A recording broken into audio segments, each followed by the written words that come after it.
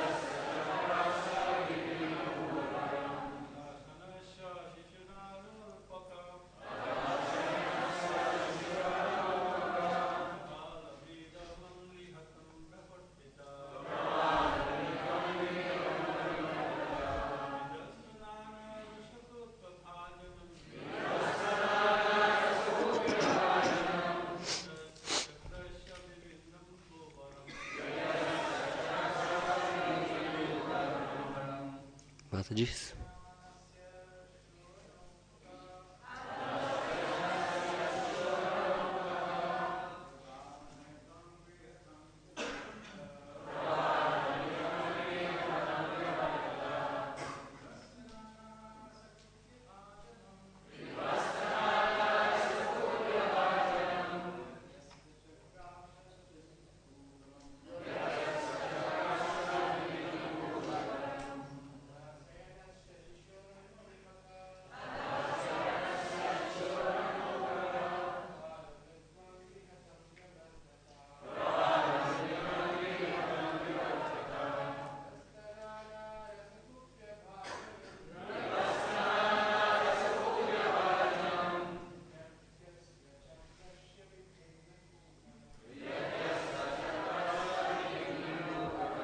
Matajis.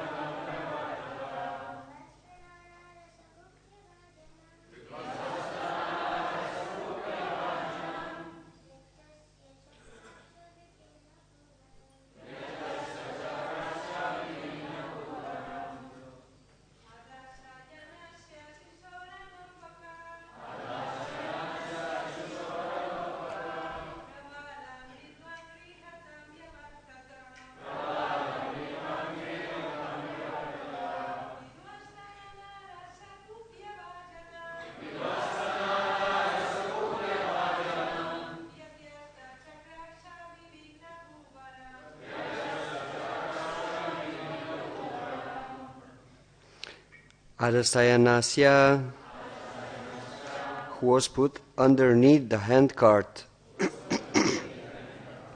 Shisho of the child, Ana, the cart, Alpaka, not very much grown, Pravala, just like a new leaf,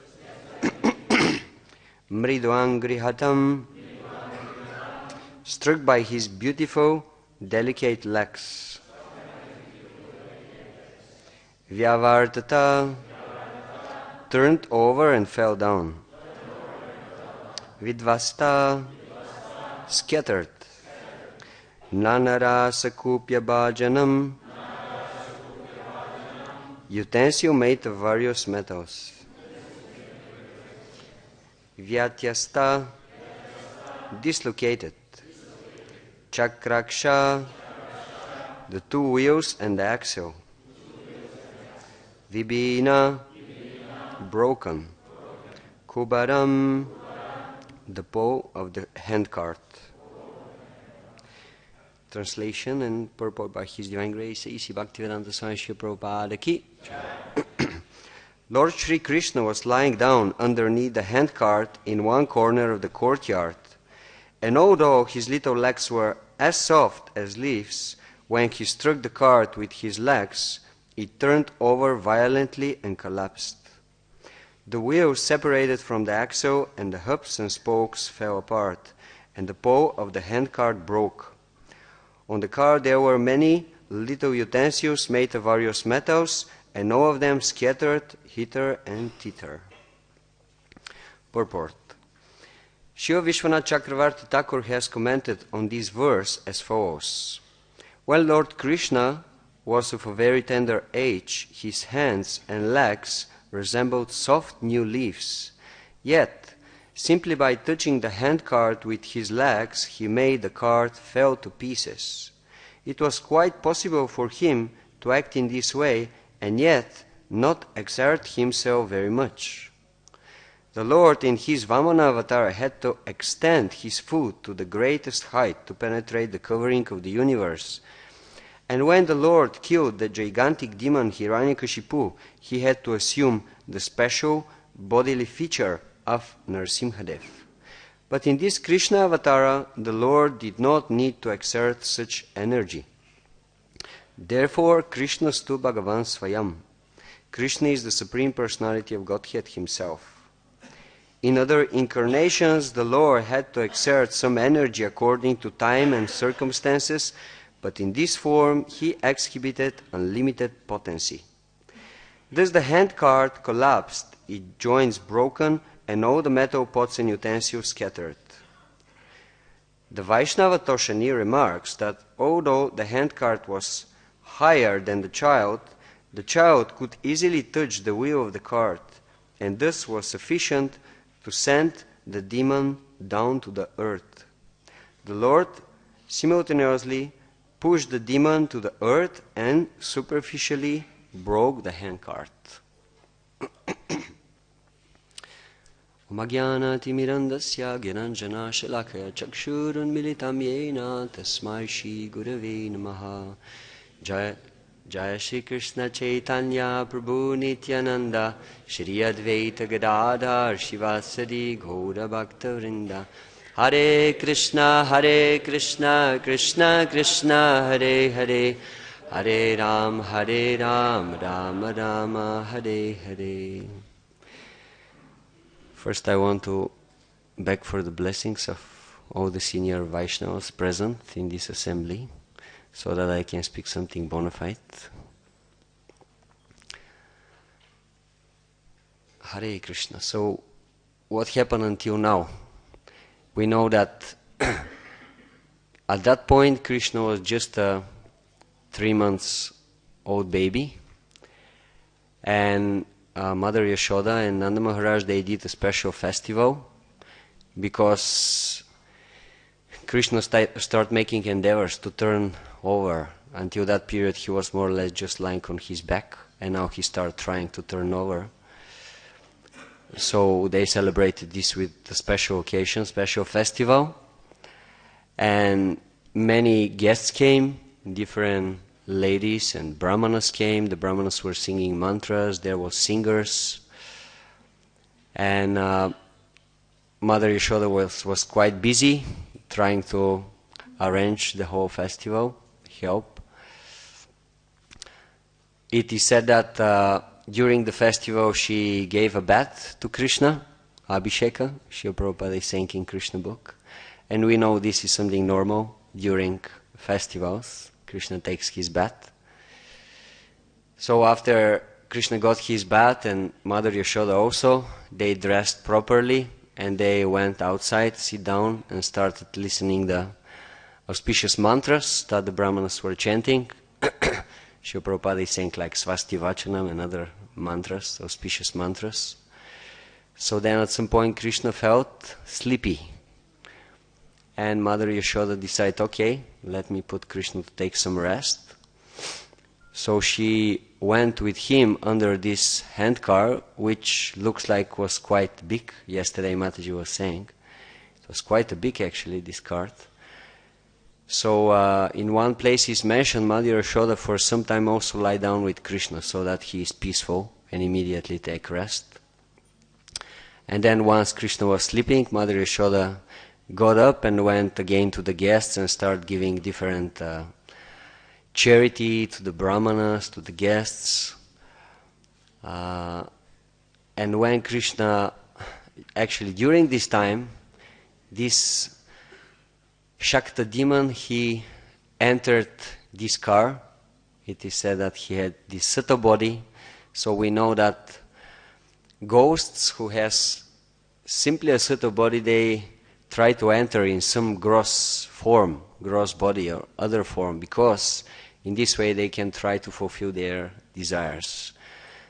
So that's one reason why ghosts they enter different gross forms.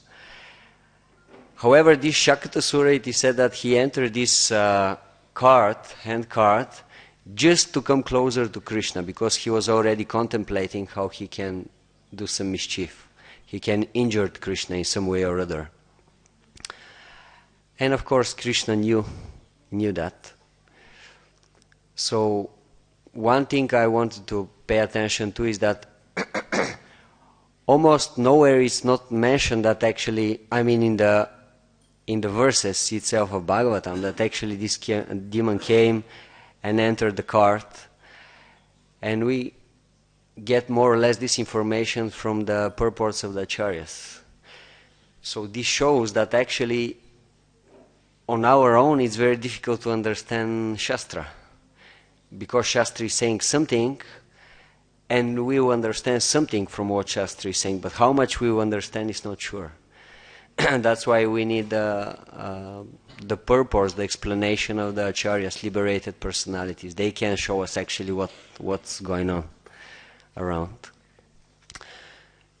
So then Krishna woke up and he was hungry and he wanted to attract the attention of his mother. But Mother Yashoda was so busy that she couldn't really give him attention at the time. She couldn't understand that Krishna is he wants to drink milk and so on and so on. So at that point Krishna started moving his legs a little bit in angry mood, and just by softly touching the cart immediately collapsed. Different parts of the cart just dismantled, and it is said all the utensils which are on the top of the cart, they just start flying here and there. And Mataji mentioned yesterday that acharyas, they are explaining this utensils, they were mainly golden and silver utensils. And also it is mentioned that when Mother Yashoda and Nanda Maharaj, they were giving charity, they were giving many cows, they were giving lots of gold. All the cows, they had their horns made in gold also.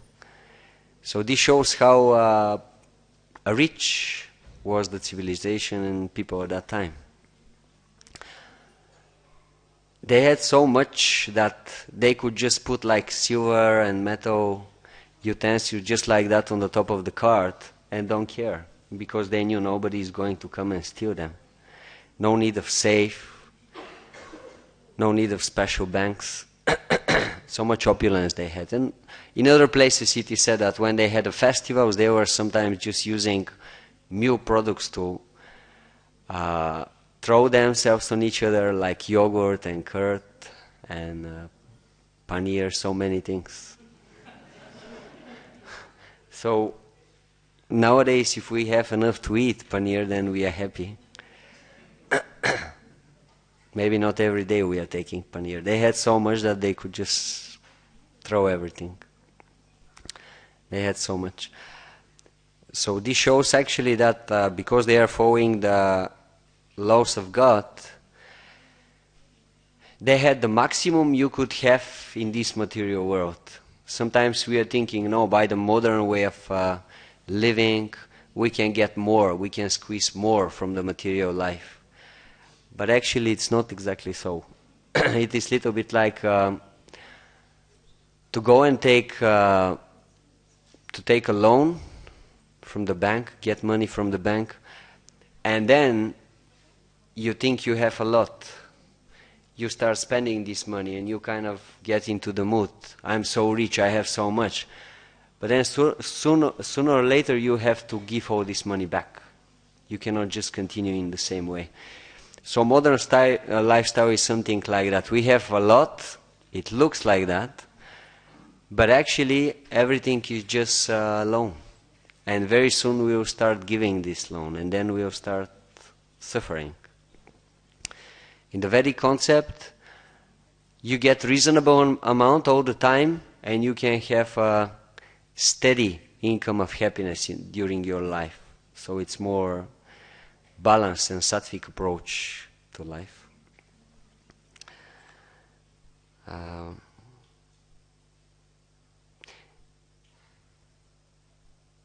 I want to start a little bit from what Mataji was speaking yesterday, and especially one thing that was mentioned in the purport. Srila Prabhupada was saying that these are not mythological stories. This is not just some science fiction. It may look like that. Okay, some small child and he's doing amazing things, something like what, Superman or Spider-Man or Batman, something like that. No, these are real facts, Srila Prabhupada said in yesterday's purport. And not just their facts, they have the power to mitigate our suffering in our life. Otherwise, why so many people they are giving their life to listen to these stories? And these are not stupid people. Like we see very, very elevated personalities, they give their life, their time, their energy to listen to these so-called child pastimes. That means they are actually very special. We have Parikshit Maharaj, which definitely was not an ordinary person. We have Shukadeva Goswami, we have the Mahajans, Swayambhu, Narada, Shambhu, Kumaru, Kapilo, Manu, Prahlado, Janako, Bhishmo, Balir, Vyasakir, Vayam. So many great personalities. And all of them, they are saying one thing. The greatest thing you can do in life is just listen to the pastimes of Krishna. There is not higher engagement from this in the life. And there is very famous verse in 10th canto of Srimad Bhagavatam. It is saying, Tava katamritam tapta jivanam kavibir ishitam karma shabaham. These descriptions of your pastimes, Krishna, they are the life of the living entities. They are given by the great sages, and they have the power to mitigate all the suffering in the life of the people. Shravala Mangalam, they are extremely auspicious to be heard. They bring so much value in the life of the living entity. Shima Tatadam, and they are full with spiritual power. They have the power to purify our consciousness. Buri Grinarye Buri Tejanaha. If someone gives his life to listen these pastimes of Krishna, and then on his turn to spread these pastimes to other living entities, he is the greatest person. He is the most magnificent personality. So these pastimes, they are not ordinary thing. They are not just some mythology. That's why we have to give them proper attention, and then we will be benefited. Our heart will be purified. In Tenkiento also it is said that these pastimes, they have the power, they are like medicine, bhavaushadhi. They have the power to cure all the diseases, and especially the kama, the disease of lust, which is in our heart. They have this power. And very fast they can make a person dhira, achirena dhiraha. One can become a sober personality. He can understand what's the goal of life. So these are not ordinary tales, fairy tales. These are real facts which happened. This is the reality of life.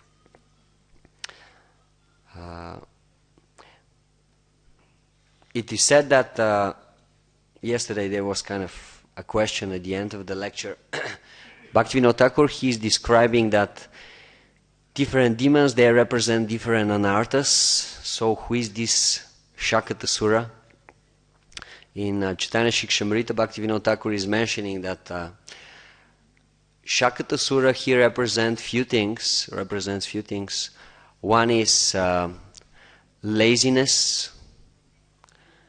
These bad habits that we are carrying with us, like laziness, dullness, inertia, all these things. And other things that Bhaktivinoda Thakur is mentioning is Shakatasura is representing this big burden of different prejudice that we are carrying in our mind. Different prejudice, modern and ancient prejudice. So basically things that we carry in our mind that does not give us opportunity to fully surrender and fully engage in the process of bhakti yoga. There are so many of those prejudices that are stumbling blocks in our bhakti. I'm sure every one of us, he can say many of those, but we can mention some of them, like very often Srila Prabhupada is speaking in his books of some basic misunderstandings. Like, let's say, there are many personalities who are saying, first, you should accomplish many things in your life in order to be able to surrender to Krishna. Like, you have to have special birth, you have to have special qualifications, otherwise you cannot surrender to Krishna.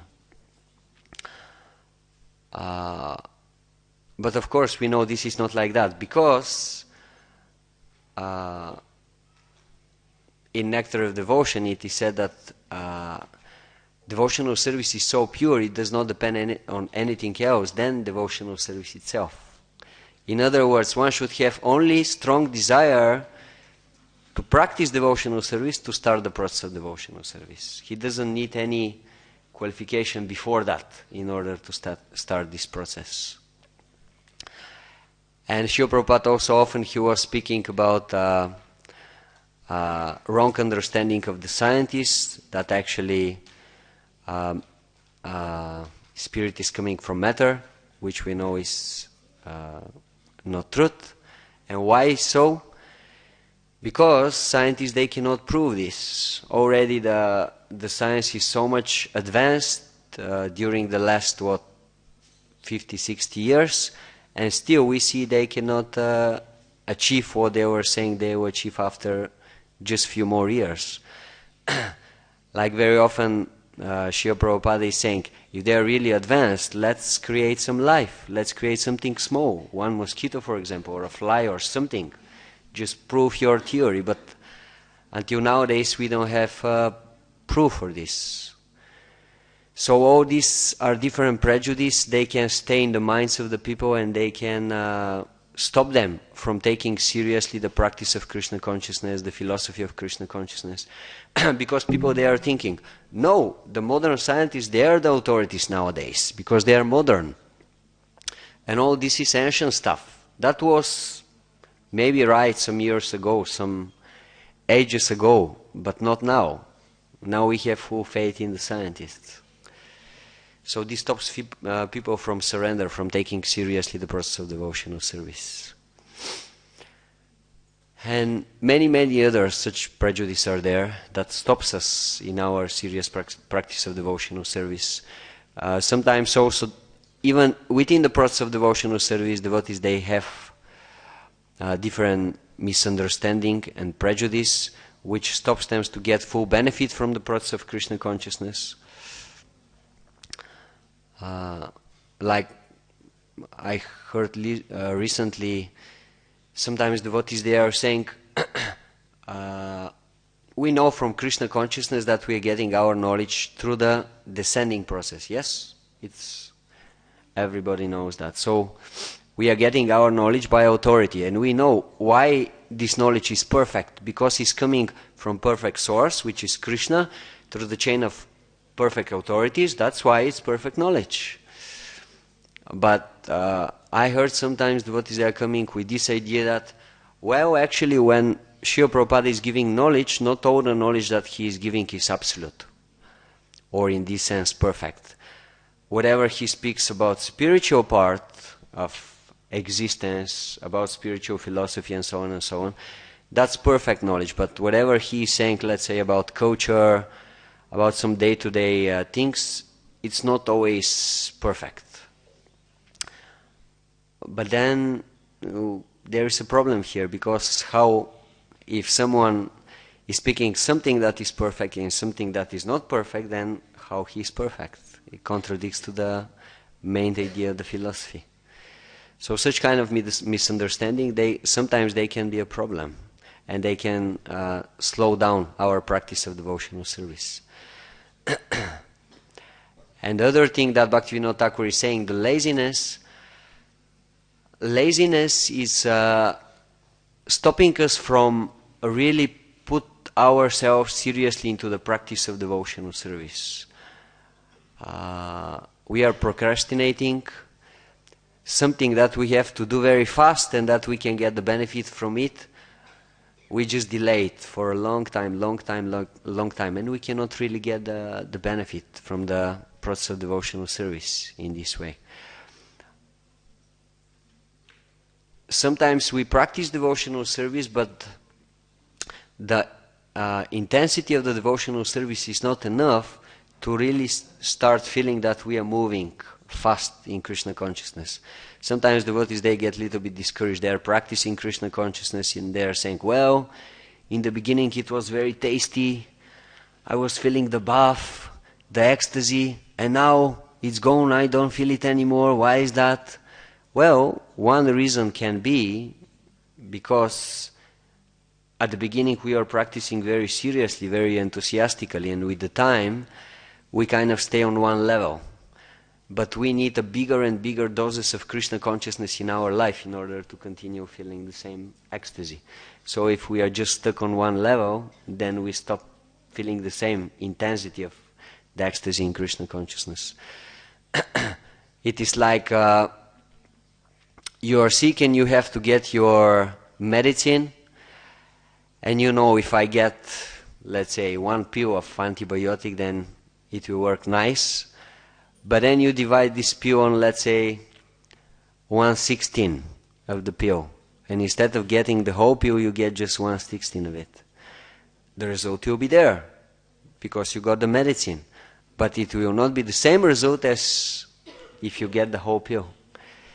So in the same way, the laziness, the inertia, dullness, they kind of block our opportunity to feel again and again the ecstasy of Krishna consciousness, which is always there. Krishna consciousness is Nava Rasa. It's always there. Every moment is there. But sometimes we feel it, sometimes we are not feeling it. Why? Because we cannot fully engage in the process with the intensity that should be there. And of course we know in Krishna consciousness everything depends on Krishna, so ultimately he decides when to give the nectar, when not. It doesn't depend completely on our endeavors, but our endeavors, they are part of the deal. We have to put endeavors and as much as necessary endeavors.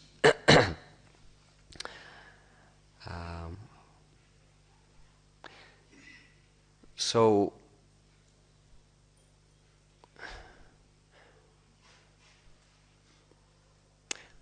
in the purport, Srila Prabhupada is quoting Vishwanath Chakravarti Thakur, and he is explaining that there is something very interesting for the pastimes of Krishna. Mataji also mentioned this yesterday. There is something very, very special from all the pastimes of Krishna. The childhood pastimes of Krishna, they are very special because they have special sweetness. This is what Parikshit Maharaj is mentioning in some of the verses. Like many avatars of Krishna, many pastimes of Krishna, but childhood pastimes of Krishna, they are special. And one point which Vishwanath Chakravarti Thakur is mentioning is, well, normally when the avatars, they are showing something, they show some special pastime. They also present or make some special endeavors to show some special powers, something special. And the examples were given with Vamanadev, who had to take this huge form and make these huge steps in order to cross the universe. Or Narasimhadev, it is mentioned in the purpose that of the Acharyas that when he had to fight with Hiranyakashipu, he took this body of half lion, half man, and this body was as strong as a steel in order to fight with Narasimhadev, which body was also strong as a steel. However, in the pastimes of Krishna, he started killing demons already from the beginning, which is something very interesting. Now we will speak a little bit about this. But the other very interesting thing is he didn't have to make some special endeavors, external or internal endeavors, in order to fulfill the task that he wanted to do.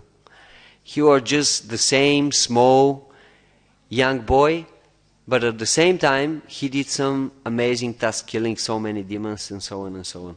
So this form of Krishna combines two things: extreme sweetness and at the same time extreme power.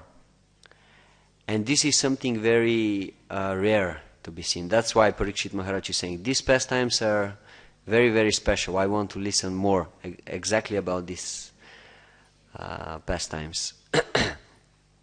So Krishna, he started killing demons already since he was child. Like for example, Lord Ramachandra, he did not did that. Only when he became big enough, he started killing demons and so on and so on. When he was child, he had different pastimes, but not these ones. And Krishna, already he was on the lap of his mother, he started killing Putana, then Shakatasura, Trinavarta, one after the other. Demon after demon. There is interesting conversation of Srila Prabhupada.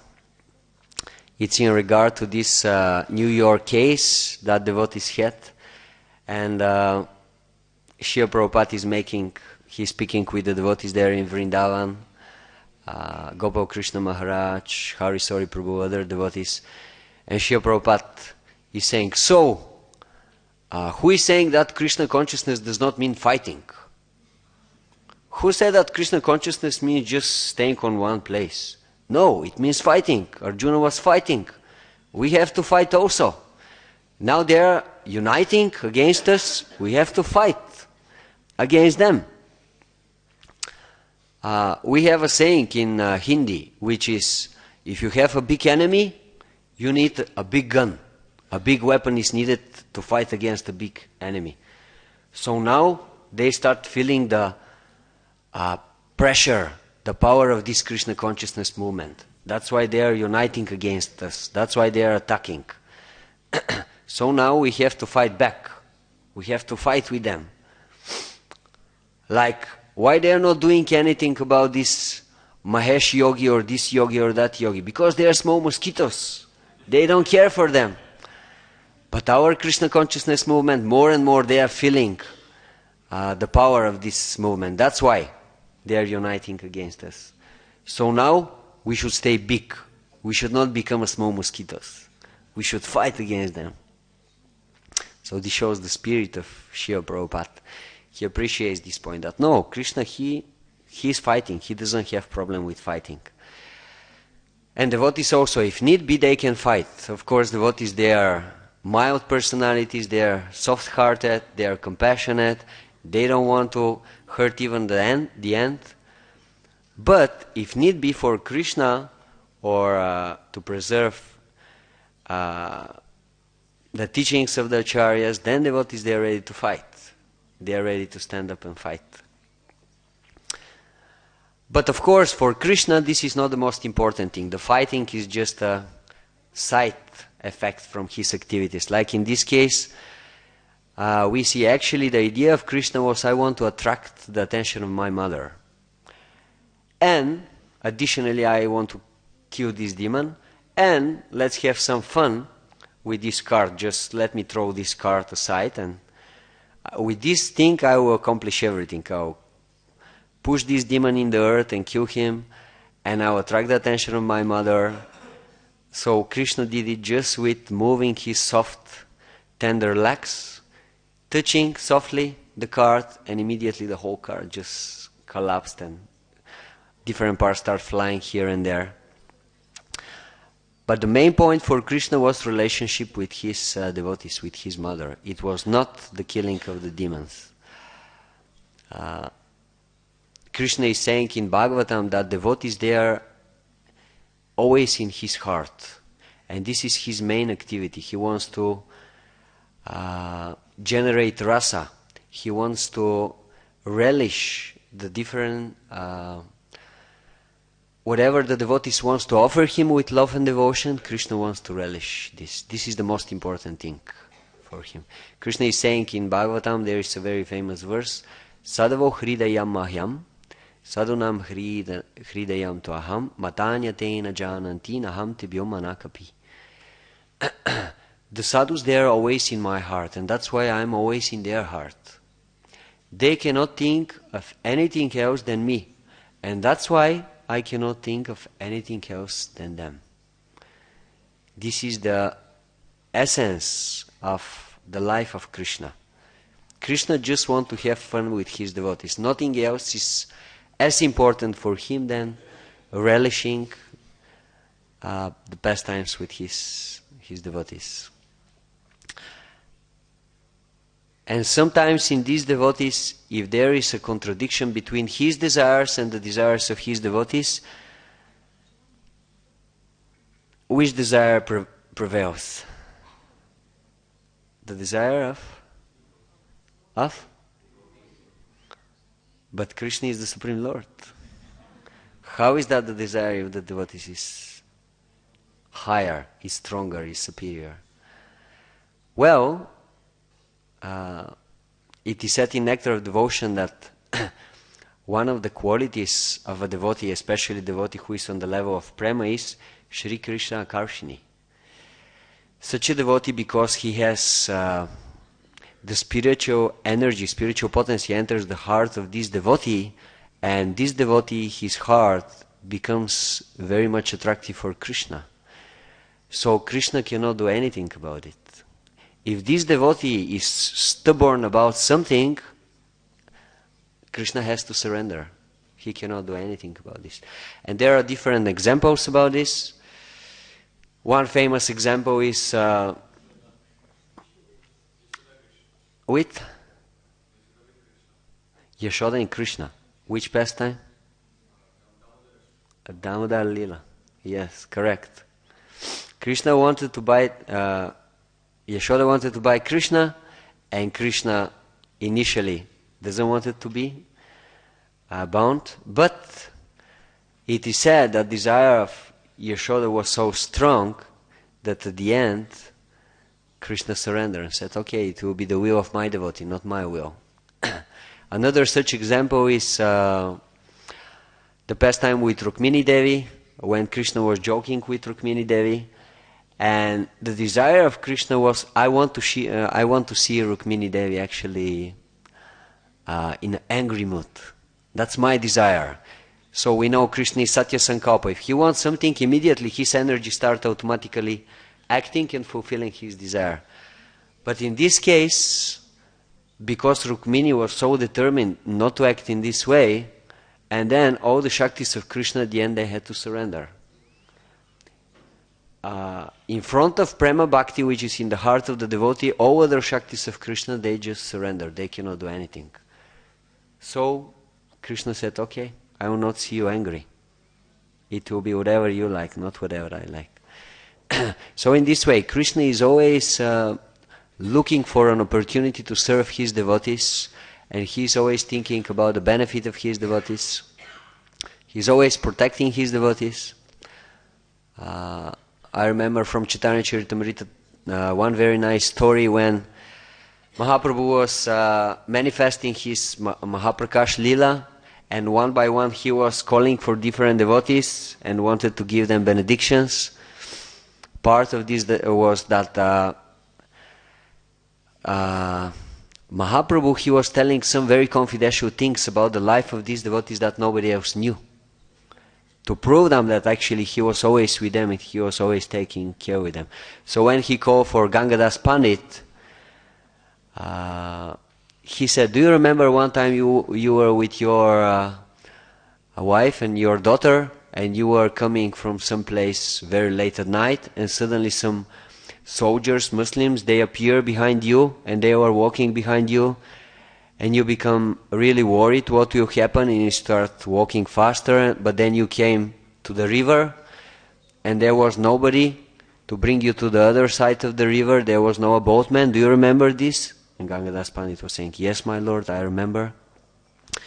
Do you remember suddenly from nowhere a boatman came and took you on his boat and you crossed the river? Do you remember this? He said, yes, my lord, I remember. This boatman was I. This was I. I came to help you in this moment. And then he said to Haridas Thakur, do you remember they were beating you on all these 22 marketplaces? Do you remember this? And Haridas Thakur said, yes, my lord, I remember this. But do you remember actually that you were not feeling any pain when they were beating you? Yeah, I didn't know. How is that? And Mahaprabhu said, this was because I was lying on your back. They were beating me, they were not beating you. And then Mahaprabhu showed his back. So this is Krishna. The biggest concern of Krishna is the welfare of his devotees. And especially those devotees who are trying to spread the glory of his pastimes, whatever is said here on the pages of Bhagavatam. These are the most dear devotees of Krishna. If someone is giving his life, his energy to spread the glory of Krishna, to give Krishna to other personalities, he becomes extremely dear to Krishna. It is said in Bhagavad Gita. And as an end, just for the pleasure of Jivanath Prabhu, I want to say one story from Sankirtan.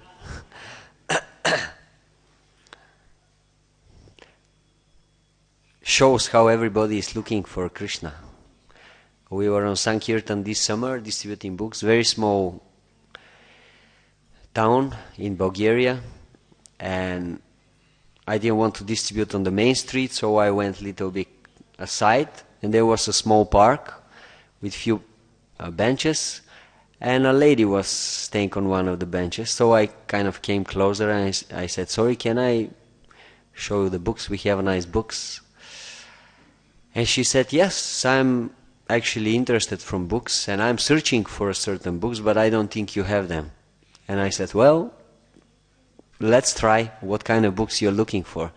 She said, well, I heard there is some special books which are about Vedic literature. I'm looking for these books. I said, well, guess what? I have exactly from these books. And then I came closer, and she said, but actually I'm looking for specific books from those Vedic books. And I said, what is that? She said, well, I heard there is a special guru. I'm looking for his books. Who is that? His name is Prabhupada. I said, well, can I just sit down for a second and show you the books? And all of these books, they are from Prabhupada. And she was really enthusiastic, and she said, actually, I have a good friend of mine, and he's speaking all the time about this, and I know he's really fond of this book, so I want to get few books for me, for him also as a present. So she chose few books, and she took them home. So people, they are looking for Krishna, they are looking for this nectar, and we can be an instrument to try to give them Krishna, and in this way we will be benefited. The more we are helping others to get Krishna, the more we will be benefit ourselves. So then our life will be successful. Hare Krishna.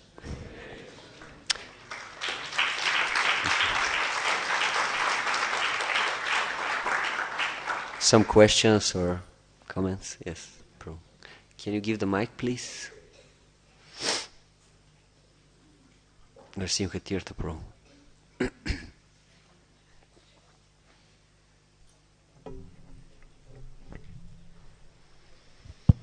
Hare Krishna Prabhu. Thank you very much for the class. I like the end. It's very nice, very sweet. My question is a connection to a point you made earlier during the class. You were talking about how the scientists are not to be taken seriously because they're not able to create life. Krishna can create life. Krishna is God. And I remember there's something that happened a few years ago, I think in 1996. They were able to clone a sheep. And since then, they've been able to clone various types of animals, monkeys. And so my question is, how do we deal with people who present that as evidence that they are actually able to create life? Because they've been able to create a sheep using the cell of another sheep, and they use this as they consider this to be their trump card. So how do you address this? How can we deal with such a challenge? Thank you for the question.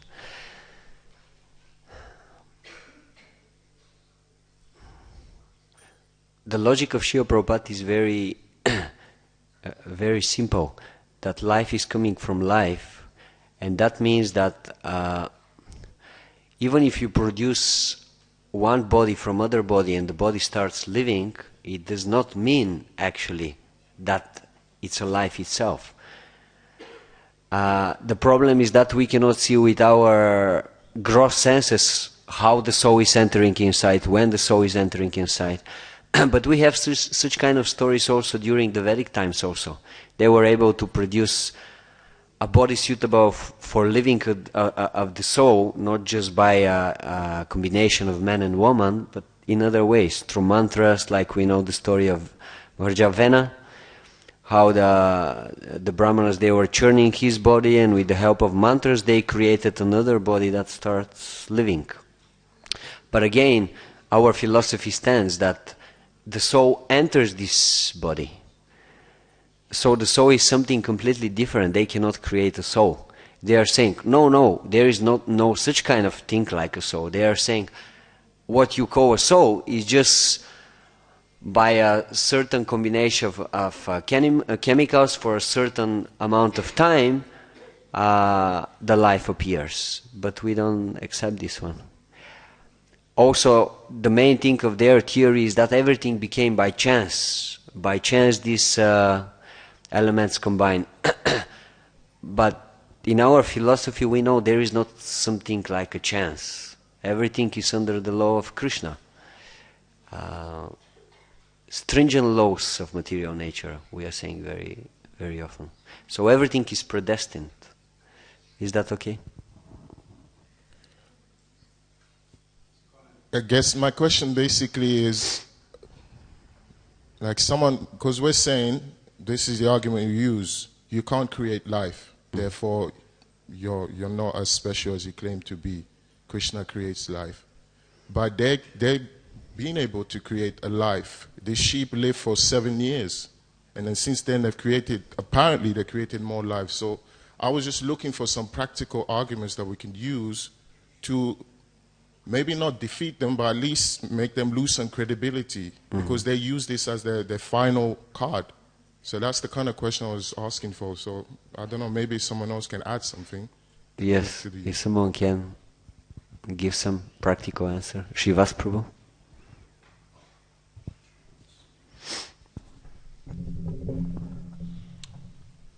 Srila Prabhupada is very strong on this point. The point is that they cannot create life from chemicals. No scientist, big or small, has created life from chemicals. What happened is that there are many souls out there looking for bodies. And these scientists, they simply created a body and the soul entered.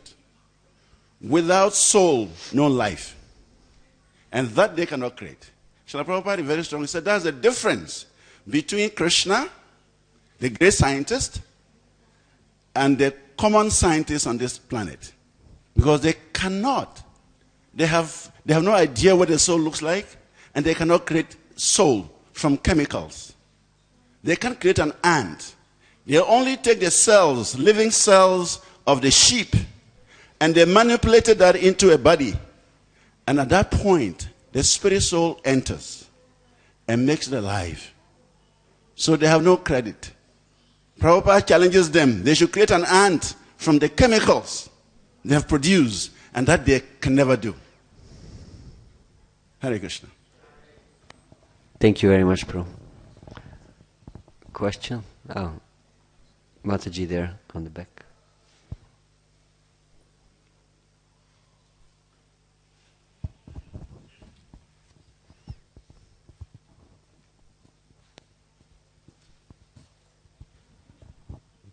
Thank you for a very nice class. I have just 2 quick points. One is about throwing the butter and yogurt and milk upon each other. In one of the purports is mentioned that Krishna wanted that Kamsa would not know that they have too much abundance of these things, so that way the tax will be limited to be paying to him. So that's one of the reasons why they would rather throw it around and enjoy instead of paying the tax to Kamsa. So that was Krishna's first tax evasion. It started from Krishna. Everything starts from Krishna. Good or bad? So the second point is, today is history being made, and those preachers, you should look up the news of the President of America, which is bringing God in the center again for community, society, institute, and education. He's got an amazing speech about having faith in God and bringing God in. It's an amazing speech by the President of America. Hare Krishna. Hare Krishna. It's 9 o'clock. Thank you very much, dear devotees. Granthara Srimad Bhagavatam ki jai, Shri Prabhupada ki jai, Gaura Bhakta Vrinda ki jai, Nitai Gaura Premanande.